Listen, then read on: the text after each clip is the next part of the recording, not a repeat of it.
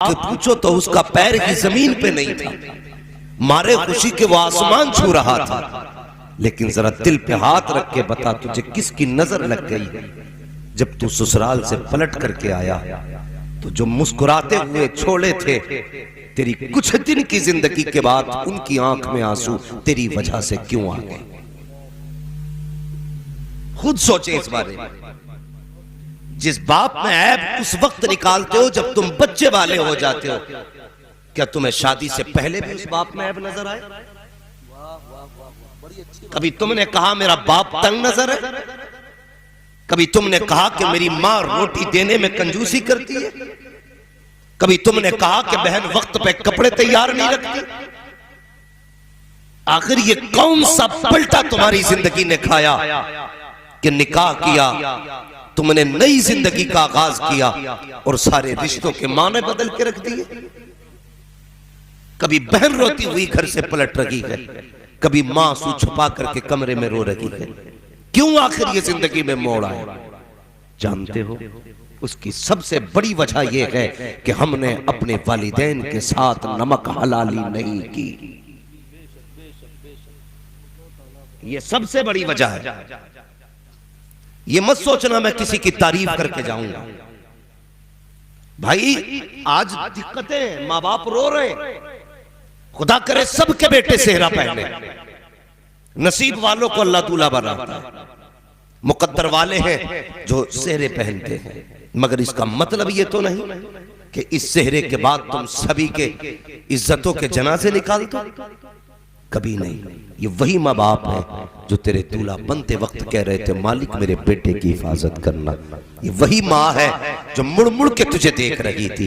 ये वही बहन है जो कहती थी सहेलियों से देखो मेरा भाई कितना खूबसूरत लग रहा है। आज मुझे बता तो सही, जब वही बहन तेरे दरवाजे पे आती है, कभी चेहरा मोड़ लेता है, कभी हाथ पीछे कर लेता है, कभी कहता है तेरे आने से सुख चला जाता है, कभी कहता है तेरे आने से झगड़े बढ़ जाते हैं। वो बहन जो तुझे मुड़ मुड़ के देख रही थी, तू आज उसे एक नजर देखने तैयार नहीं है। पता इस बहन का कसूर क्या है, इसकी खता क्या है? सिर्फ इतना कसूर है कि खुदा ने इसे बेटी बनाया है, इसे बेटी बनाया है। लेकिन याद रखना मेरे प्यारे, जब दुनिया साथ छोड़ देगी तब यही बहन तेरे बाजू में नजर आएगी, यही बेटी तेरे बगल में नजर आएगी। और यार जब बेटे धक्का देते हैं तब बेटियां सीने से लगाया करती है, इनसे चेहरे ना मोड़ना, इनसे रिश्ते ना तोड़ना। जब सारे रिश्ते धक्के दे दिया करते हैं तब इनके रिश्ते तुम्हें आगे बढ़ के सीने से लगाया। नारे रिसालत, उलमाए अहले सुन्नत, मसलके आला हजरत जिंदाबाद। अल्लाह तौफीक दे, सारे सेहरा पहनो, लेकिन कभी बाप को मत भूलना, माँ को मत भूलना। कई बार एक साहब कहने लगे हजरत मैं ड्राइवर हूं। मैंने कहा फिर? कहने लगा मैं गाड़ी चला रहा था, मेरी आंख लग गई और देखो मेरी प्रैक्टिस कितनी आई थी, मैं नींद में भी गाड़ी सीधी चलाता रहा। मैं हंसने लगा। उसने कहा हंसे क्यों?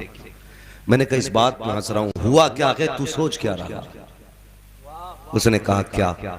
मैंने कहा तेरी गाड़ी को तेरी प्रैक्टिस ने नहीं बचाया, तेरी गाड़ी को किसी की दुआओं ने संभाल रखा था। जब जिंदगी की गाड़ी पटरी से बहकती है तब तुम्हारी माँ की दुआएं आके कांधा दिया करती है, तब तुम्हारे बाप की दुआएं या जुमले उन्हें संभाल लिया करते हैं। और हम ये सोचते हैं कि नहीं जी ये सब हमारी मेहनत का फल, हमारी ताकत है। नहीं, तेरी ताकत क्या है, औकात क्या तेरी, तू एक कदम भी चल सके नहीं। कभी अपना मत समझना, जो कुछ भी बने हो, कुछ भी है, ये सिर्फ माँ बाप की दुआएं। ख्याल करना मेरी बात का, अल्लाह तुम्हें दूल्हा बनाए, सेहरे पहने, लेकिन माँ बाप का हक अदा करना है, माँ बाप का हक अदा करना है। और माँ बाप से भी थोड़ी सी गुजारिश कर लूं, बुरा ना मानिएगा। शिकायत क्या करते हैं? शिकायत ये करते हैं कि साहब बहू जो है ना बिल्कुल इज्जत नहीं कर रही। थोड़ी सी बस इतनी बात जहन में लाएं, वो एक नई जगह पे आई है। भैंस पालते होंगे ना अक्सर किसान लोग, नई भैंस अगर आती है ना तो एक दो दिन तो चारा भी नहीं खाता। क्या बात है? वो कहते डॉक्टर को दिखाओ, तो डॉक्टर कहता नहीं नया खूंटा है ना तो अभी कुछ दिन हेर करे। वो जुमला होता है उनका, कोई मैं तो नहीं जानता, आज तक लुगत में भी मुझे ये नहीं मिला, लेकिन उनके अपने अपने इस्तिलाहात हैं। कि कुछ दिन ये उदास रहेगी, फिर मन लग जाएगा तो ये तुम्हारे घर के अंदर सब कुछ खाएगी। एक जानवर नई जगह से उचाट करता है, उदास होता है, फिर ये तो इंसान है।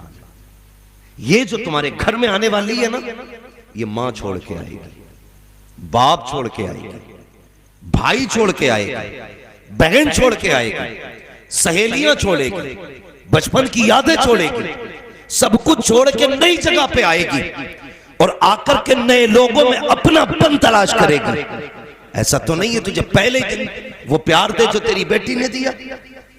तो ये कहा करते कि बहू इज्जत नहीं करती, मुझे बता तो सही, खुद अपने गिरबान में झांक के देख। अगर तेरी बेटी से गिलास टूट जाए तो कहता है पगली संभाल के चला कर। अगर बहू से कप टूट जाए, डायरेक्ट ना दिया, तेरे बाप ने ला के रख दिया था, कहां से लेकर के आई है, तेरे बाप का दिया हुआ है। और जबान को लगाम दे, जब तेरी बेटी नुकसान करती है तो तू उसे प्यार से समझाया करता है, जब पराई बेटी से नुकसान होता है तो कुत्ते की तरह डांटा करता है, फिर कहता इज्जत नहीं मिल रही है। दावे के साथ कहता हूँ, खुदा की कसम खा के कहता हूँ, पराई बेटी को अपनी बेटी की तरह देख और लहजा संभाल के बात कर। ये बहू जरूर है लेकिन बेटी की तरह तुझे प्यार भी देगी, तेरी इज्जतें भी करके देगी। सुभान अल्लाह। नारे तकबीर, नारे रिसालत।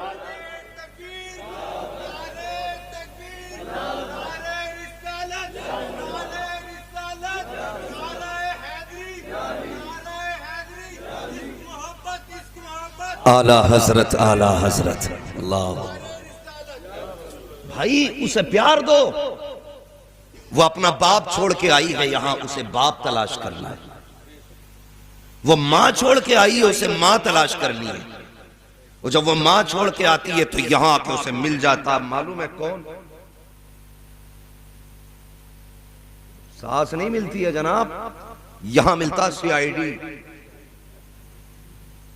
ये पड़ी भी रहती है ना यूं, एक आंख खुली रहती है, बहू क्या कर रही है,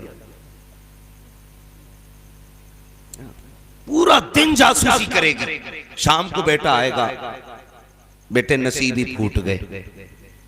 कहा क्या हुआ? कहा तेरी बीवी को तो इतनी भी तमीज नहीं है, मैंने देखा पटर पटर चप्पल बजा के चल रही थी, कुछ नहीं मिला, यही चलती। हाँ, हमें दामाद इसलिए अच्छे लगते हैं कि बेटियों को इज्जत देते हैं, और बेटे इसलिए अच्छे नहीं लगते क्योंकि वो अपनी बीवियों को इज्जत देते हैं। समझे मेरी बात? हाँ, हमें दामाद इसलिए अच्छे लगते हैं कि हमारी बेटी को खुश रखते हैं, बेटे इसलिए अच्छे नहीं लगते कि वो अपनी बीवी को खुश रखते हैं। यानी सब ये तो चाहते हैं कि बेटी खुश रहे, फिर ये क्यों नहीं चाहते कि दूसरे के घर की आने वाली बेटी भी खुश रहे, खुश रहे। ये दोनों तरफ से तलवारें चलती हैं। उसने कहा देखिए ऐसे चल रही थी, ऐसे बोल रही, और वो भी कम नहीं है, देखो वो कुछ दिन बर्दाश्त करती है, फितरत है इंसान की।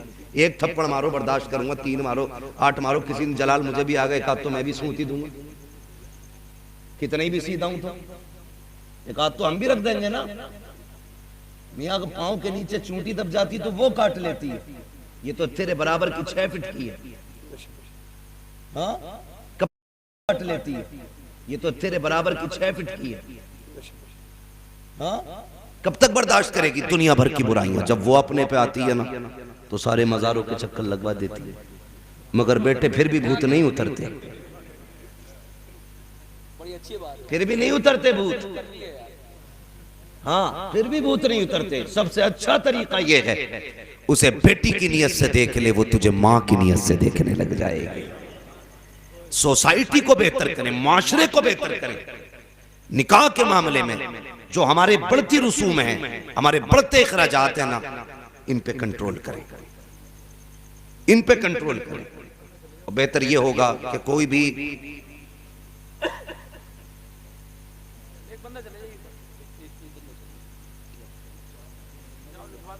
भी नाजायज काम, फजूल खर्ची ये नहीं होनी चाहिए।